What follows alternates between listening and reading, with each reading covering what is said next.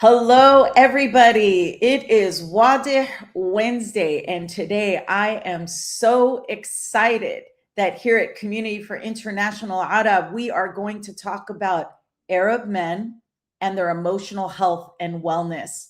So, to anyone that's joining, welcome, welcome. So, before we get started and introduce someone that I really am just so excited about being in this field. Mahdi Rasool, Associate Licensed Professional Counselor. And so, Mahdi, let's start the conversation. 100%. 100%. Allow me to introduce myself real quick. So my name is Mehdi Rasool, licensed conjugal abuse counselor, soon to be licensed professional associate. I am a Palestinian American. I'm a Muslim therapist. I am, as of right now, hopefully this will change, but as of right now, I am the only male Arab Muslim therapist in the state of Tennessee. I lived for about 10 years of my life in the West Bank, uh, so from the ages of 10 to 18. Came back to the States after that. Went to the University of Memphis. That's where I got my bachelor's in psychology, my master's in clinical mental health counseling, and for the last 2 years and some change, I have been a private practice clinician here in Memphis, Tennessee. All So right. that is my overall CV. Welcome, welcome. So, let's talk about what in your practice, what you've noticed, or some of the themes around Arab men and mental health and emotional health. Sure, 100%. Um, I have this analogy that I drafted really early in my career after having a few sessions with a few Arab men in particular. It, I think it very much encompasses sort of the general idea as to how Arab men have developed this sort of armor over the last few generations. Uh, the analogy stems from something that all men, I feel like, have this in common. If there's one thing I know about men, it's that we love a good samurai movie. That is just something that just resonates with us, and so much in the ways of uh, how the samurai have their own armor, we as Arab men have our own armor. The analogy here that is very much and sort of in unison with the history behind that kind of stuff is samurai armor was like a family heirloom for a lot of families. It was something that the father or the head of the household would wear in that warrior kind of cast, and it would be very traditional for that armor to get passed down. It would very much um, be something that had like a family crest on it or particular colors, and it very much symbolized the family, the core values of this family, so on and so forth. If the father were to pass or to die in battle or whatever the case may be, that armor then would get passed down to the son or to then the head of the household, and that would become their armor. So they become the representation of the family. Something that I think is really important to sort of specify about that and how that differs from the armor that we as Arab men have is that the Japanese would modify that armor upon it being passed down to better fit the wearer, because not every son is going to have the same, dimensions as their father might. And so, what I see with Arab men happening a lot is there is a rigidity in being able to modify our own armor to better fit the times and the context of which we live in today. So a lot of that sort of armor that we possess comes from, as you mentioned earlier, like war, displacement, having to survive, especially here in the West and like in American society.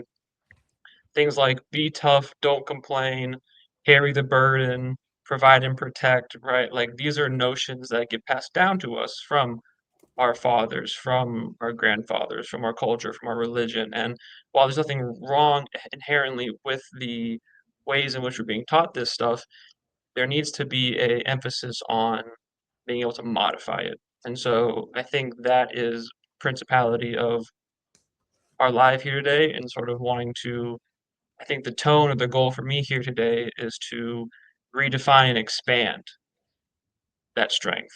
right? Like modify it to better fit the men of today, the Arab men of today, and how to best help them with their strengths.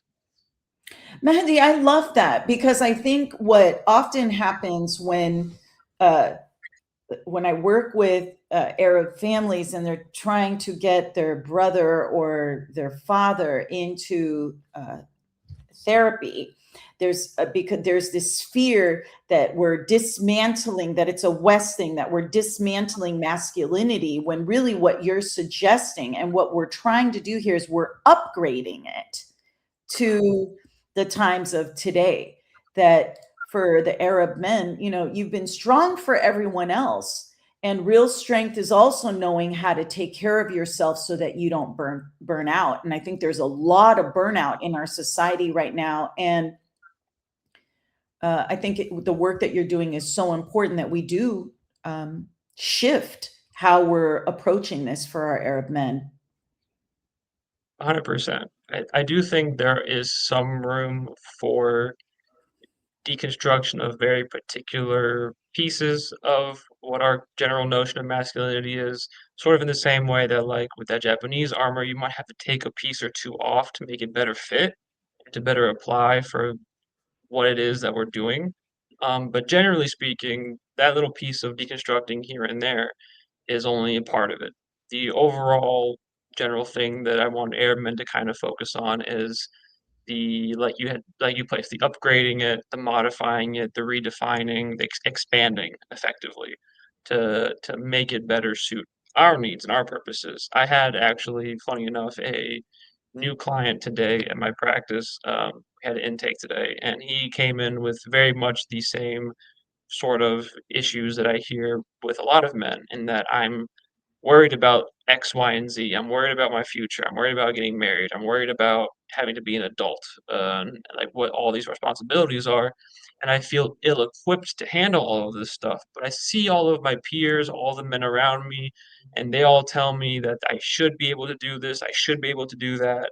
And yet I don't feel like I'm prepared. I don't feel like I can do these things. And now I'm experiencing a lot of what is a scary word for a lot of men in our world, but anxiety. So having a lot of anxiety around these sorts of having that, I want to succeed and I want to be successful in these ventures, but I don't feel equipped to be able to do so. So what I think is really important is to us understand that if as a man, if the ventures you're engaging in are not attached to your core values, then a lot of what you're going to be experiencing is that uncertainty, is that confusion, is that sort of fear around tackling these things. And so it's really important that I think we sort of change the way we talk about this stuff, because it already feels uncomfortable to engage with it to begin with. Doesn't help if we're talking about like what it is to be a man in this space, that space. Like if I were to tell him that, oh no, all of these notions about what it means to be a man that you have been given by your culture, religion, father, grandfather, if I were to tell them like all that is unhealthy and all that is wrong and all that is not going to help you, the person is immediately going to walk out and immediately is not going to hopefully receive some kind of help that they need, because this is already a wall there. And for me to put a big red sign on that says avoid this wall, what's going to happen is they're going to walk away from the wall. Understandable, right? Because what you're speaking to is when the client is coming to you in that space of wanting to create some relief around what they're experiencing. And in my experience, and correct me if I'm wrong, Mehdi, Arab men engage better through doing. Oh, So, 100%. right, than just talking. They, right, solution oriented, so problem solving. Yet many times there wasn't this modeling around effective problem solving. And so teaching or giving them tools on better problem solving skills, as an example, or goal setting, right? Because many times the goals were set by the culture, set by the family, or set by a societal expectations versus their own. So it's been dictated. So that skill, so here they're shaming themselves or beating themselves up for not knowing how to do something, yet a lot of that was done for them. Is that Something that I 100%, something that I always, will start with when I'm having a new client, a new man, even if he's not an Arab man in particular, like most men in general across the board.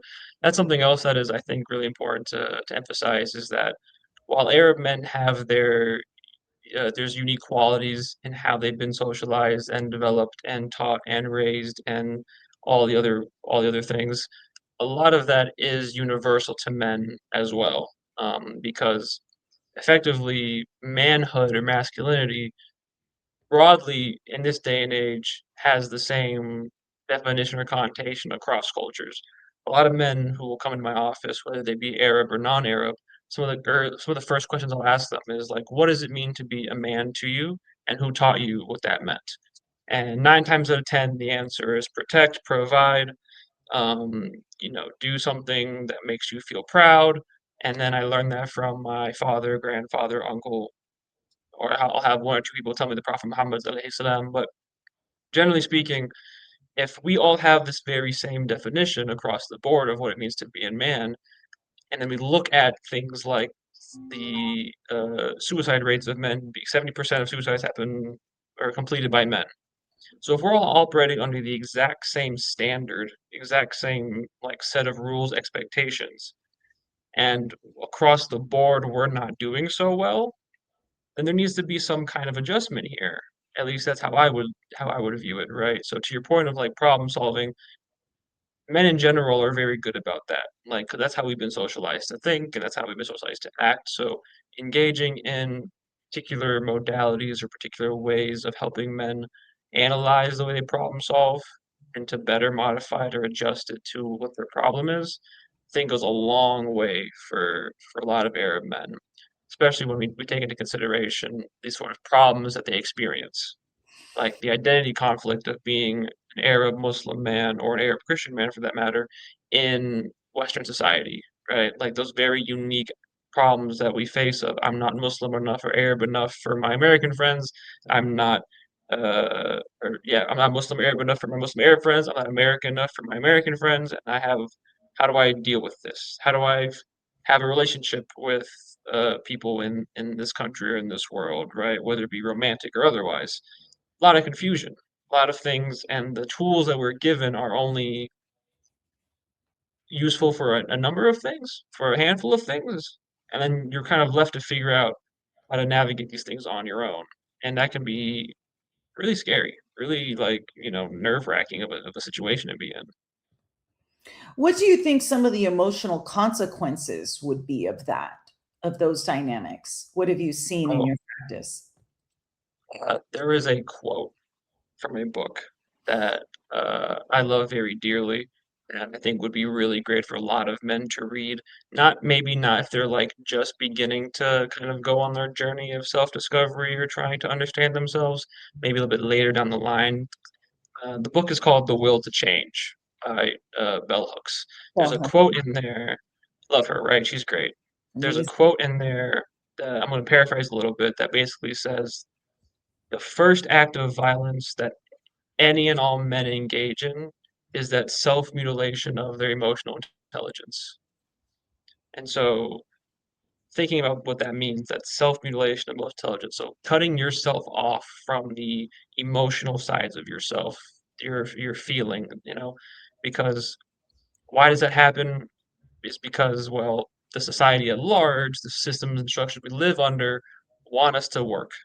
They want us to be engaged in work. They want us to make money for the people, for our bosses, so we can send that money over to our landlords, right? Like it's always just about the men having to provide, men having to work, and emotions get in the way of you being able to, work 40 hours a week, 60 hours a week. That burnout that we were going to get into, you know, people will assume that like if I have emotions, that means I'm going to burn out because those are going to be the things that make me stop working. If I take a minute to feel what I'm feeling, then I can't work, right? Like if I take a minute, I might crash, I might cry, I might completely uh as they say, crash out. And so the consequence there of not being able to engage with the emotion or engage with so the more like metaphysical aspects of being a human, of being a male. The consequence there is you deprive yourself of a whole aspect of your life that is the relations you can form with people, the beautiful experiences you can have of building a family, because you need to be tapped into those things to raise children effectively and in a healthy way. Science has shown us, evidence has shown us that like you need to be somewhat in touch with the parts of you, to use IFS language, different parts of you that experience things in a way that you, in your like logical reasoning mind, are not going to be able to quantify. And That's so the, sorry, go ahead. no, I was going to wrap it up with like that. So that's some of the other consequence is that you are missing out on a whole aspect, many different aspects and domains of life when you don't engage with your feelings, your emotions, these things. I absolutely love that. And part of what you're speaking to is, can we as a society normalize emotional expression for our Arab men? And I think someone in the comments wrote, boys do not cry. And that's not just an Arab thing, that's men in Yeah, general. And so, yes, I think what you're speaking to is, let's normalize emotional expression, and to have us help men reframe that emotional, not as weakness, but as again, upgrading into more of a fullness of who they are versus a more suppressed version of who they are. And that's true for both Arab men and Arab women. Um, 100%, 100%. all right, let's slow down, because I think Mira gave us the time clock. We need to look at comments and questions. So let's take a look. Mira, what is happening in the comments land? We have a few questions. So one of them is from Hanute. I'm not sure if I'm pronouncing your name right, but they said, do you think that men themselves are victims of the patriarchy society? I love this question. I love this question so much. Me too. Uh, the short answer is yes. Yes. And here's I'll even go a step further. They are the primary target of the patriarchy. So the patriarchy is what inherently makes men like these notions of boys do not cry, like our friend Mo mentioned earlier, and he's like do not complain, provide and protect, right? Like something I have this conversation, and a lot of Ottawa women might get mad with me over this one, and I apologize. I do not mean to like diminish the hardship and the strife and the struggle of having to fight the patriarchy, but it needs to be said that like men are not inherently violent. They're not inherently monsters. It is through the subjugation of the patriarchy that they experience that turns them into that. And then through that subjugation of them, we have the subjugation of women. And so it's to answer your question effectively, like yes, they are, and they're the ones who get hit first or affected first. And then through their subjugation, we have the subjugation of women. So yeah, the patriarchy doesn't inherently like want to make women's lives awful. They want to make men into these emotionless work machines. And through that you have the removal of emotion. And then through that you have these notions of like being a man means to provide, protect, to engage in violence. And so when we see these these rich billionaire men doing all this really weird stuff on these really weird places out in the middle of the ocean or whatever, right? Like that's the personification of the totality of it all, in that these men have been taught by this system that women and children are there for their satisfaction, for their money making, for their, you know what I mean? So yeah, I could go on and on about this particular like, patriarchy part. So I'm also going to put something out there that I've seen in my practice, and this is something for women and Arab women to be careful as well in how we move in the world supports patriarchal beliefs. So I've seen where an Arab man, particularly the younger generation of men, will express a vulnerability or share a feeling. And I've watched where the woman will shut him down. There's an intolerance of perhaps his tears or his expression of fear of not knowing how to do something or not being able to provide, or being able to acknowledge that there are days where he may not want to get up, or the anxiety may be debilitating. And I've watched women suppress him even further by doing the very things society does to them. And so it's going to be, and I get that, because there's so many factors that go into why someone would respond to her partner or their partner in that way.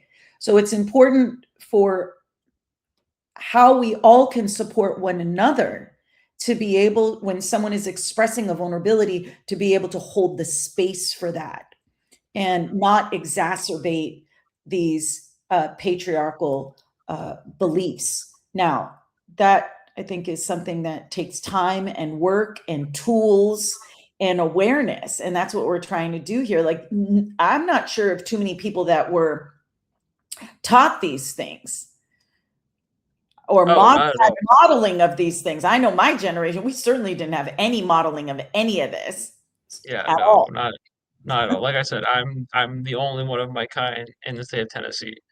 And that's Tennessee, like, you know what I mean? So it is effectively it's a systemic issue. It's a systemic failure. That's what I really want men and women to understand. I don't mean men, I want women to understand is that, like, neither the man nor the woman is inherently any which way. We all get taught, socialized, and learned into our behaviors, into the ways we engage with one another, and the ways we think, and all that kind of stuff. And so, if something is wrong, or if something doesn't feel right, or if it's not in the place where it should be, it's not that it's your fault. It's that your material conditions were not set up in a way for you to achieve that. You didn't have access. You weren't, and so, it's not fair to be like, "Why aren't you in touch with your emotions, husband?" Well, because my dad didn't know how to teach me that. My mom doesn't know how to teach me that, right? And so you don't get to learn how to do these things, and which is why I think it's so important that we also recognize, to the earlier point, like, if a man attaches his value to his ability to provide in this economy and the state of the world, right, it's getting harder and harder and harder to be able to buy a home, raise a family, have some kind of, like, stay on your own 2 feet. This isn't back in the 1950s where you can buy a house for $16,000. You can get a one-bedroom, one-bathroom for 160,000. Like, it's incredibly, incredibly hard. And so when all of your value as a man is attached to your ability to provide and protect and so on and so forth, and the world around you isn't set up for you to succeed that way, that would explain why the suicide rate for men is so high, right? Because if I don't have a home, a wife, and children, a degree by the age of 30, then something must be wrong with me, right? And so that's a very, very harmful frame of mind narrative to hold. I appreciate that. And I know you may be speaking more to maybe an Arab American experience. My sense is abroad, it may function a little differently. What I've seen abroad is one of the things with Arab men is how do we let's see, I lost my train of thought. I think part of it is how do we integrate the culture versus work against it? How do we incorporate this? Because I think back home or abroad, their stressors are so much different than Oh, yeah. what we experience here, particularly in the United States. But Something that I've always Go that ahead, was, sorry. sorry, I lost my train of thought. The Okay. suicide looks different. It's not direct. People have to remember, and I don't want to get too off the rails on this. Suicidality it doesn't necessarily mean people do all kinds of things. They will do passive suicidal ideation or passive suicidal behaviors. And that's what I see more abroad, is that people will perhaps drink, do drugs, which I know we don't talk about, and it's very hidden in our culture, but it's very much there. and that men will do things to high rates of heart disease. Now, I'm not a public health practitioner, but I see high rates of heart disease is huge in our culture, and that comes from stress. And so what are we doing so they die young? And is that not, and they don't take care of themselves, or maybe they don't have access to health resources. So are there other resources we can do? And that's what we're doing here, is helping them lower their stress levels by having awareness around that. All right, Mira, are we okay? Let's see, where are we? Yeah, we have a question from Rombalagbo. I'm not sure how to spell your name, but it says, what can we actively model or teach our kids and babies to counteract this? I love that. Mahdi, any thoughts on that? Absolutely, very good question. I think the biggest piece is, when we say what can we model or teach, you can't model if you yourself are not comfortable with emotion, right? So it's Right. going to be hard. It's going to be hard for anyone to be able to model or teach their child emotional intelligence, coping skills, anything like that, if they themselves do not feel comfortable with these, or with their own narratives of what that is for them, and so on and so forth. So I think step one is to either engage in therapy yourself or just begin thinking about these different kinds of things for yourself and kind of analyzing and reflecting on, like, what do these things mean for me? How have I engaged with this stuff in my own life? How was I taught these different things? You have to be able to look inward first before you can outwardly express. It's super important, I think, to preface that. But once we get through that part, I think, allowing your child to cry, like let the boys that you have, let the girls that you have cry.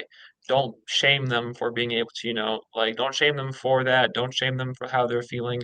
Ask them questions, right? Like, in your attempt to try to understand what they're feeling, they will understand that it's okay to feel this way. That's why mom and dad are trying to understand how I'm feeling, so I can understand how I'm feeling. And that asking these questions and engaging with this kind of stuff is very normal and very healthy. So I think self-reflection first, and then, just emulating that to your children. Ask them questions about their own how they're feeling about certain things, and then telling them it's okay to feel that way, and then you go from there. I love that. I'm going to ask anyone who's on this live, and I'm going to ask the men to answer this. So, ladies, let's give the men an opportunity to respond, please, and then you can chime in. When you showed emotion growing up, whether it was crying or frustration, what were you told? And have either fil Arabi or Inglisi, doesn't matter. Mira can translate, or Mahdi, you can translate as well, right? To what messages, if you cried or if you had an emotional feeling, and your parents or the people that raised you, what were you told? What were some things you were told just by, Mahdi was saying, for you to create an awareness, and that awareness begins with what were you told growing up around emotions? To hide it because you're the man. I love that. Yes, you're a man, right? I would hear that. Not from me, but like I would hear what they would say. Inta zalama. Inta zalama. Heard that a lot. Right? And I would say, well, no, he's a 5-year-old little boy. Like, Right, right. yet, like, Oskot, don't be like the Banat. I Right? think a lot of that is also in terms of, like, Arab men in particular, a lot of that gets, I think, like, I see that happening with, like, men trying to tell that to their younger children super early, as opposed to, like, non-Arab men with their children. They still do, but maybe not as early, and I think that, for me anyway, so how I perceive that is because of our unique experience as Arab men, in that fighting off war, displacement, surviving all these different things. We kind of have this ingrained psyche in us to prepare our children, prepare our boys to be able to handle that stuff as early as possible because it's just a super relevant part of their reality, right? Look what's going on right now overseas in our region, in our home, right? Like immediately this stuff is happening. It's omnipresent. As a Palestinian, that's omnipresent all of the time, right? And so trying to get our boys super early into the mind frame of like survival, these are the skills and things you need for survival.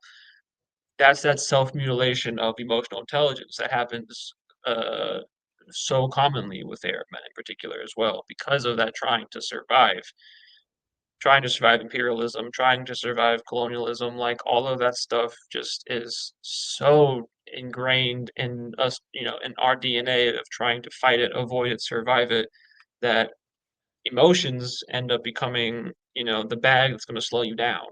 Or at least that's how, they'll see it. Mahdi, can we talk about that bag? So, what are some of the hidden signals? So, excuse me, this is either for Arab men or those living with Arab men or who have men in their lives. I have rarely heard an Arab man say, I'm struggling. However, you will see certain behaviors that will indicate they are struggling. What have you seen in Arab men? What are some of the behaviors or things that you see? I think the biggest one is isolation, for sure.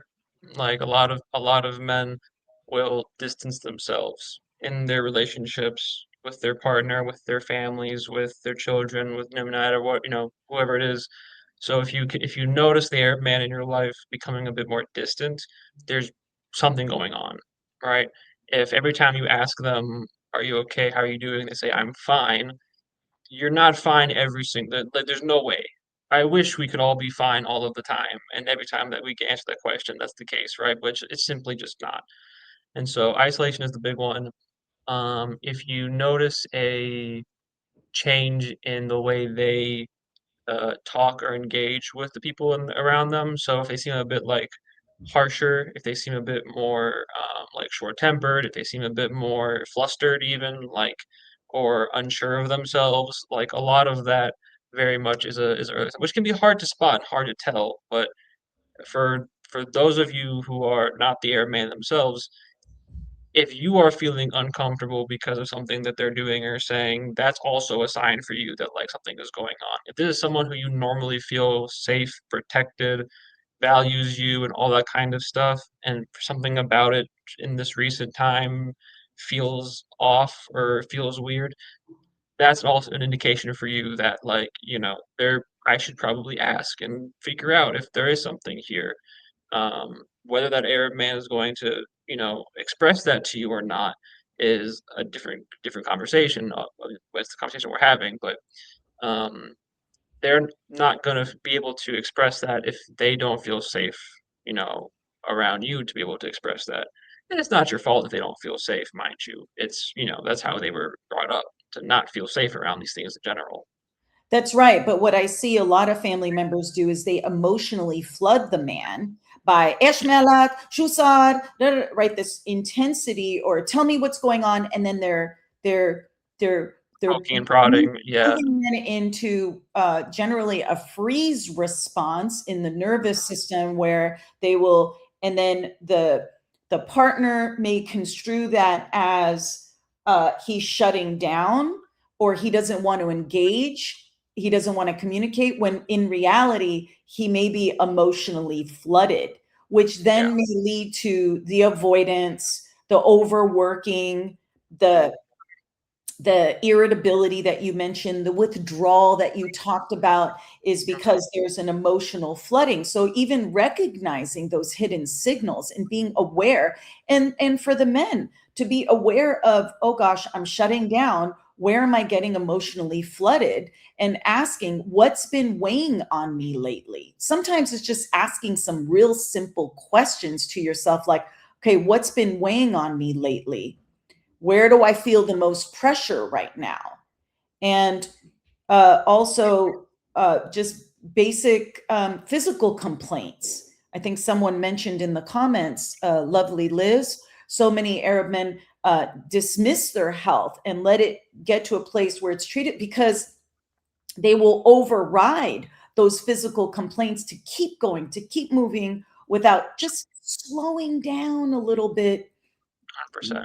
Slow down and just okay, what's happening with my sleep, my nutrition, my routines. And let me tell you, as an Arab man, all of my trauma is in my shoulders and neck. I've had chronic neck and shoulder problems my whole life, right? And no doctor can tell me why it's the case or what it is. They're just so tense and stressed. That's because of it's because of the reality in which we live in, right? All that emotion, all that pent up stuff.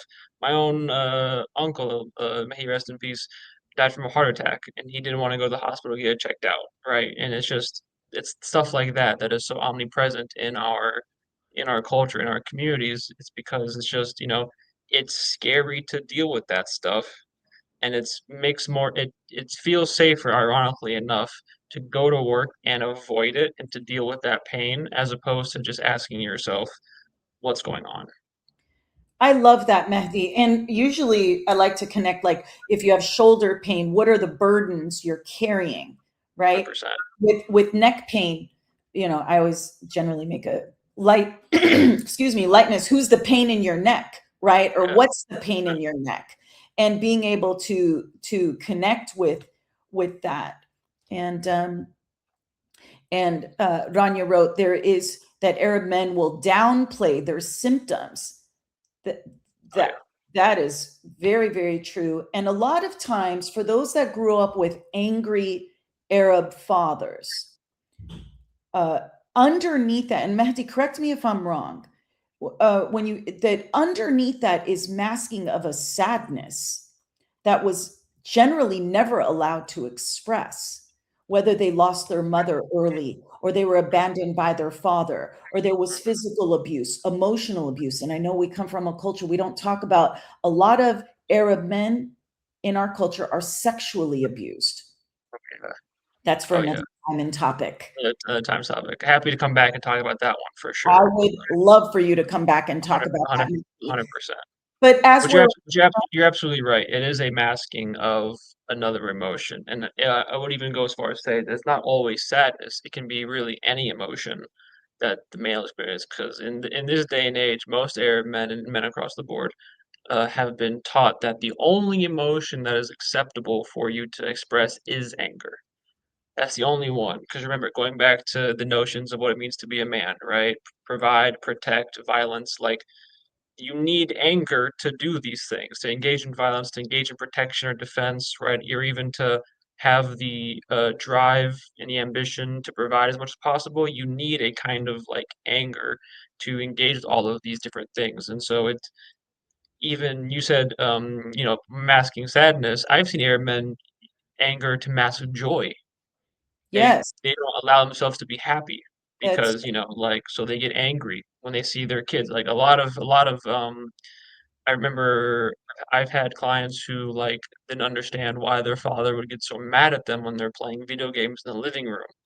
It's like and, because it's just because they're having fun and joy, and that's not something that men should be engaging in. Like, these are the notions, right? Like, this is how it gets so deeply put into our DNA. So yeah, anger is the only thing that you're taught is okay to experience, and there's so many more emotions. That goes back to my earlier point about like you're missing out on so much of humanity and so much of this life in this world by being angry all the time. But it's not your fault that you're angry all the time. You've taught up, brought up, and brought this way. But give yourself the space to deconstruct. Why am I angry all the time? What's going on here? that's right. And so that's right. So I know we're getting towards the end of the live, and I always like to leave folks who are on the live with some general things to perhaps, if they're starting to think about their emotional health and wellness, what are some things? Now, you mentioned awareness, just understanding what may be going. What are some practical things or interventions that men can do? And then I'll chime in on how they're families can support them in that, if you're okay with that. But what are some things men can do? One of my favorite skills that I teach a lot of men is this is less of a insight thing and more of just like a coping slash distress tolerance slash patience building kind of exercise. I always refer to it as baby's first meditation. So the way it's called alternating nostril breathing, it's very simple. The premise is basically that you'll take your hand, something like this, you'll close your right nostril with your thumb, you'll inhale through the left, full breath, however long that takes you. You will hold it for a few seconds, you'll switch. So then after you're gonna close your left nostril, open up the right one, and then exhale out the right, full breath. And then inhale through the right, hold it, switch, exhale through the left, inhale through the left, hold it, switch, exhale through the right. And you will, you know, do this routine for 5, 10. I would say start at 5 minutes daily, every other day, whenever you feel yourself overwhelmed. Do that for 5 minutes, maybe 2 or 3 weeks of doing that for 5 minutes. If it's, eh, move up to 10. Um, so the science behind that is that your nervous system, both of them are connected to your nostrils. So there is like soft reset that you're engaging in as you allow yourself to do this. And it's also very much you're sitting down for 5, 10 minutes, just breathing, just being present in the moment. What your mind should be doing right now is just focusing on the tempo of the breath, making sure that every inhale and every exhale are at the same tempo and that you're at a steady rhythm. Your mind is going to wander naturally because this is not something Arab men are accustomed to, sitting down and being and not moving and being, present for a few moments. So your mind is going to wander. Your mind's going to think things, cast judgments, whatever the case may be. Uh, and that's fine. It's supposed to do that. What you are then supposed to do is just acknowledge that it happened and then bring your focus back. Don't judge it. Don't, be upset that that happened. That's kind of like a push up effectively. Like every time your mind wanders and you bring it back, you're doing an emotional intelligence push up is the way that I would like describe that. So don't force yourself to think lose focus to make more push ups happen. Let it be organic. But uh, the best times to do this exercise, there are two places that every man feels comfortable in, no matter who they are, where they are. Their bathroom and their car when they get off of work and they get into the driveway. That moment in time is every man's favorite moment in time throughout their day because it's the one place in the driveway in their car after work before they walk into the house. That's the one spot where they can just not think, not worry, decompress, right? I remember before I was a therapist, I was in the service industry. So I was like a restaurant manager and I worked at Starbucks years ago to pay for my bachelor's degree. I'd get off of however many hour work long shifts, drive home, park in my driveway. The second I put my car in park, oh my God, the relief that one would feel, it just immediately put me to sleep. And it's just immediately I crash, go to sleep for an hour, and I wake up, and it's all, that wasn't the healthiest thing to do. So this is a different way for men to be able to take that time where they definitely feel safe. And I know y'all feel safe at that time to engage in a more healthy way of decompression. And then also on the flip side of it, you're also developing distress tolerance. You're also developing the mindfulness practice of being able to just be here and be present. So don't crash. Turn the radio off, make yourself comfortable, put a timer on your phone for 5 minutes with a really soft way to get off of a little soft sound, so it's not so abrupt of an ending. So yeah, that's one of my favorite things. I've seen a lot of success with that with a lot of guys. And so alternating nostril breathing. Yes. Mahdi, thank you so much. Yeah, absolutely. I've seen men, they'll say, I just need a transition. So for those who have men in their household, please remember what Mahdi was speaking to is there may need to be this transition time. And so if they are in the car or they are in the bathroom doing the things that they need to to ground themselves, to give them that space. So when a man comes home from a long day at work, yes, you've had a long day with the kids or your own work, and it's about how can the two of you communicate to say how much space does one another need to be able to ground, to find your space, and then move forward in your communication. I think a lot of times there isn't that dialogue around, hey, I need 5 minutes, because they weren't taught the emotional language, or none of us were taught the emotional language of asking what we need. And so it's going to be very important that, again, like I said at the beginning of the live, that we all work together to help find those spaces for emotional regulation. All right. Amazing. All right, let's see. We've got, what's a good resource to find Arab mental health providers? Yeah, that's a really good question. So we do have a link in our bio for the Arab Therapist Directory. I think it's primarily here in the United States. And so you can start there. Mehdi, any other resources maybe you can share where people can find you if they're for your content? If you're in Tennessee. Sure. Yeah. Yeah. So at Rasul Recovery everywhere, RASUL RECOVERY. Truly, any Instagram, TikTok, you'll find me there. I'm on Facebook too, if that matters. I know it's like outdated for a lot of folks, but I'm there too. Um, if you are in Tennessee, whether that be Memphis, Nashville, Knoxville, anywhere in Tennessee, I work out of a practice called Navigating Courage Counseling and Consultation. So this is a private practice that is owned by Dr. Justin Dodson. It's a Black-owned, queer-owned private practice. We specialize in working with men. That's very much me and Dr. Dodson's whole bag. We have a couple of clinicians on staff as well who see other people, but at least for me and the practice in general, we specialize in working with men. So if you or a loved one or brother, son, father, husband, whatever the case, boyfriend, whatever the case may be, if you think they need some help, I would encourage you to talk to them. So you can pass them along my information. That's Navigating Courage Counseling Consultation in Memphis, Tennessee. Thank you, Mehdi. That is wonderful. Mira, can you do me a favor on TikTok? Can you put Mehdi's, can you put that in the comments for folks on TikTok? Yes, I did. Yes. Oh, you did? Oh, I didn't see it go through. Thank you. I should know better. You're always on top of your game. All right. So, Mehdi, thank you so much for this just amazing conversation and much needed conversation. This is one of many conversations I hope we will have to really promote the emotional health and wellness, and to strengthen our men.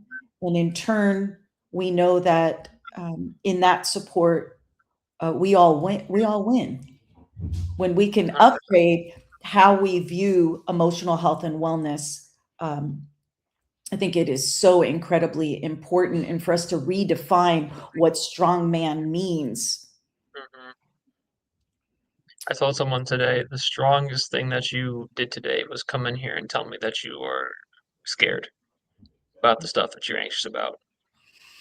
I mean that, because this is a scary world we live in, and for you to be able to come into some stranger's office and be like, I'm terrified of the shit that's going on in my life. That takes so much strength and courage in and of itself. And it's a shame that Arab men don't see that or recognize it that way. It's not their fault they don't see it or recognize it that way, but you giving me the space to talk on your platform and the work you do, the work I do, the work we all do to try to make this stuff happen is so crucial to spreading that awareness and helping people understand. I truly believe I have what I call a healthy psychological delusion, and that I truly believe that there will be a time, generation or two from now, inshallah, that like we will see a renaissance almost in terms of like the emotional health and wellness of Arab men.